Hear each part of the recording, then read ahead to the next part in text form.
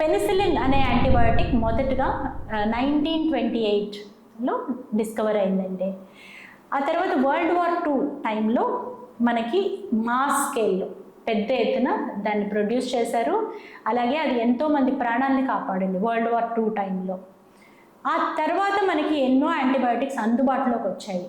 ఇప్పుడు AMR మహమ్మారి వల్ల మనకి ప్రీ పెనిసిలిన్ ఈరా అంటే యాంటీబయాటిక్స్ లేని ఈరాలో మనం వెళ్ళబోతున్నామని చాలా హెచ్చరికలు WHO కానివ్వండి, ఇంకా వేరే ఇంటర్నేషనల్ ఆర్గనైజేషన్స్ అన్నీ హెచ్చరిస్తున్నాయి. కాబట్టి మనము యాక్షన్ తీసుకునే టైము ఇప్పుడు. సామూహికంగా ఎవరు తీసుకోవాలి యాక్షన్? ప్రభుత్వాలు మాత్రమే తీసుకుంటే సరిపోతుందా? అందరం తీసుకోవాలి. కమ్యూనిటీస్ అవేర్నెస్తో, ఈ అవేర్నెస్ అనేది కమ్యూనిటీలో స్ప్రెడ్ అవ్వాలి. ఇండివిజువల్ లెవెల్లో జాగ్రత్తలు తీసుకోవాలి.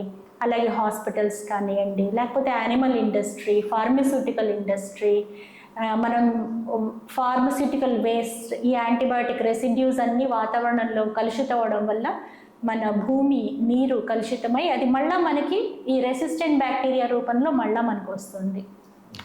సో వీటన్నిటిలో కూడా చర్యలు తీసుకుంటే మనం యాంటీబయాటిక్ రెసిస్టెన్స్ అన్నది చాలా వరకు నియంత్రించవచ్చు. ఇప్పుడు యాంటీబయాటిక్స్ లేకపోతే ఏమవుతుంది అంటారు. మన మోడర్న్ మెడిసిన్ ఎంతో లీప్స్ అండ్ బౌండ్స్ అంటారు, అంటే ఎంతో అభివృద్ధి చెందింది.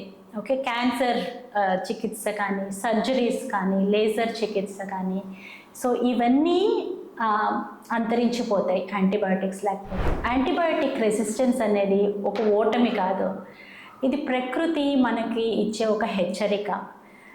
ఈ భూమి మీద మిలియన్స్ ఆఫ్ ఇయర్స్ కన్నా ముందరే బ్యాక్టీరియా అనేవి ఇవాల్వ్ అయ్యాయి. అవి మనకన్నా ఎన్నో సంవత్సరాల ముందరే ఉన్నాయి.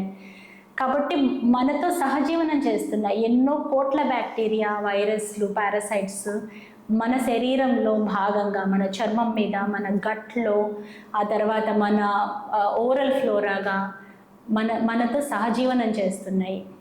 కాబట్టి వీటిని గౌరవించాలి. అలాగే ఆరోగ్యకరమైన హ్యాబిట్స్ని మనం పెంపొందించుకోవాలి. ఈ అవేర్నెస్తో ఉండాలి, హెల్త్ అవేర్నెస్.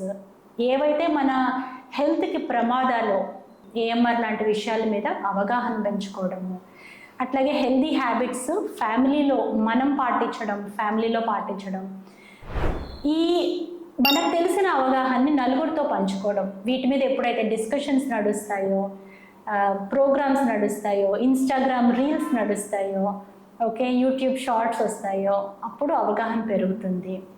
అప్పుడు దీనివల్ల మన ఆరోగ్యము బాగుంటుంది, సమాజం బాగుంటుంది, మన ముందు తరాలు కూడా బాగుంటారు.